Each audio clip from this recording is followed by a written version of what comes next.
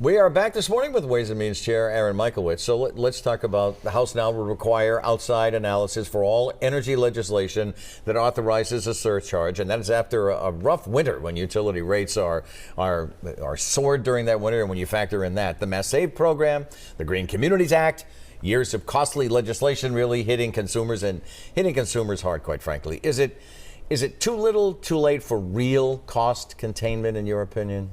No, I think we could still, I think the proposal that the speakers talked about the last couple of days that we're going to be, addressing in working with the governor as well. I know she's proposed some potential new legislation or is working on some new legislation. We're going to work on that throughout this process. I do think that we have, a difficult job here of trying to balance a tricky balance related to meeting our climate goals by also trying to keep things affordable for families. Mm-hmm. We're going to continue to work to achieve an appropriate balance. It has been, it has been something that we've constantly been working through, but I still have a long way to go, like in terms of finding that exact right balance. We will, we need to get off our reliance on fossil fuels still.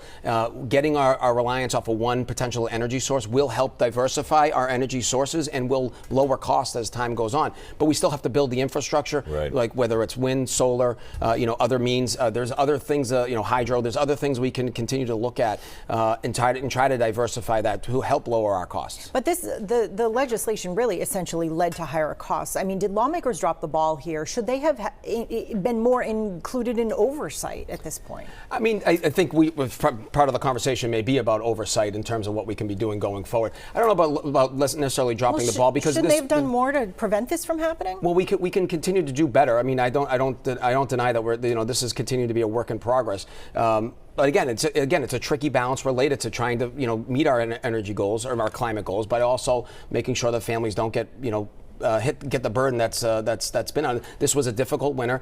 We need to learn from what happened this winter and try to move forward. But honestly, the winter itself wasn't that difficult. We didn't get 100 inches of snow, and we didn't get buried with 100 days of below freezing temperatures. It was pretty cold, though. It was cold. It was a cold winter this year. It was cold. Yeah, it was a cold winter. Yeah, it was the last one. A couple winters before that weren't nearly as bad. Right. That's for sure. All right, no truce yet in the battle to audit the legislature. State Auditor Diana DiZoglio accuses leadership of stonewalling, even calling on the Attorney General to get involved. She points to the overwhelming success of the Question 1 ballot question.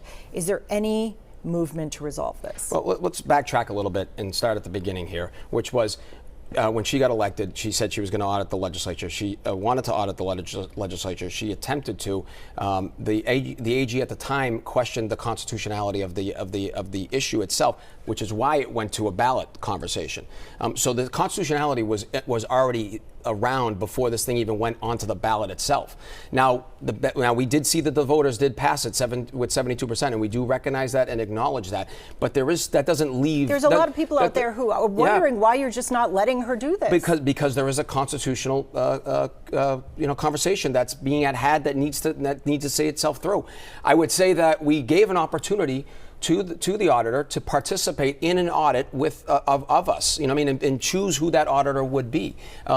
For us, it's always been. She says that means you would be able to control the scope. But for us, it's always been not about worrying about audits. We're not worried about audits. We've been audited. It's public. It's on our website. You can take a look at it. Everyone can see it. It's not anything that we're hiding.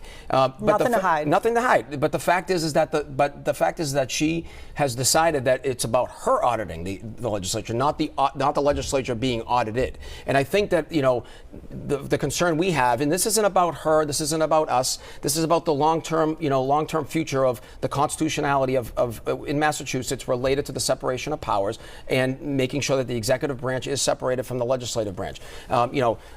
People want to get personal and build up a lot of drama related to this. It's more about the long-term constitutionality between the two branches and making sure that there is a separation line. Having an executive branch member audit the legislative branch crosses that line. And from a constitutionality standpoint, we feel we need to hold that line. Before you step aside, I do, because you're a numbers person and because we have you in the chair this morning, what do you make of President Trump's tariff policies, the impact on the economy, and will all the president says we're going to be better in the end? Will all this turmoil be worth it in the end? Why, did something new change today? No.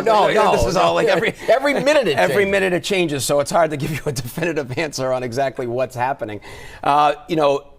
I mean, I understand he wants to bring back jobs to our United States and everything, bring back jobs that we've lost in the past. I'm not necessarily sure that those jobs that he's talking about are going to be coming back directly to the United States. We need to grow our economy in a smart and strategic way in terms of making sure that we are a 21st century country related to where our job growth is taking place. That's in a lot of aspects, that's like places like bio, life sciences, like things of that nature, AI. Those are the things that I think that we need to continue to grow in. I'm not necessarily sold that this tariff plan is going to do that. I'm willing to have a conversation and hear it out and see what could happen. But the fact that we're putting tariffs on every country that known demand and then turning it back, a couple days later and saying we're going to do it in 90 days, that's no way to grow the economy. And I think that you're seeing that from the stock market's fluidity over the last couple of days. Just out of curiosity, what's it like to be sort of in charge of a budget at this time? I mean, it's describe concerning. I haven't slept that well over the last month or so. Particularly as we get in this thing trying to get going. But in fairness, a lot of folks are going with that. Like a lot of businesses are dealing with that. A lot of nonprofits are dealing with that. Other states are dealing with that. So we're not alone in this discussion. I mean, this isn't a red state, blue state discussion. This is really just about making sure that we're growing our economy in a smart, strategic way. We're going to continue to do that. We're going to focus on the information that we have, kind of put blinders on and make sure that we're doing the job that is necessary for our constituents, and so our members in the House feel confident that we're moving this forward in the positive way. But it's been challenging. I'm not going to lie. And every day the news has been changing, and you can't even keep up and understand what is real and what's not, and that's a new thing for us to confront. Thanks for coming in. It's always great to see you. Thank you for having me. Thanks to Aaron Michaelwitz for coming in this morning. The Sunday Roundtable is next. Copping a plea with the feds, but still causing chaos in the Boston City Council. We will talk about the curious case of Tanya Fernandez Anderson and more when we come back.